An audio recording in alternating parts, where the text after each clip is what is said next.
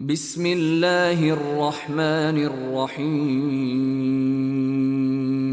هل أتاك حديث الغاشية وجوه يومئذ خاشعة عاملة ناصبة تصلى نارا حامية تسقى من عين آنية ليس لهم طعام إلا من ضريع لا يسمن ولا يغني من جوع وجوه يومئذ ناعمة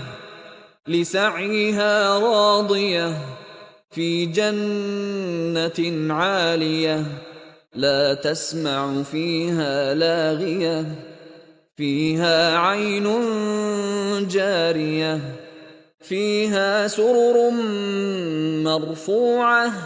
وأكواب موضوعة ونمارق مصفوفة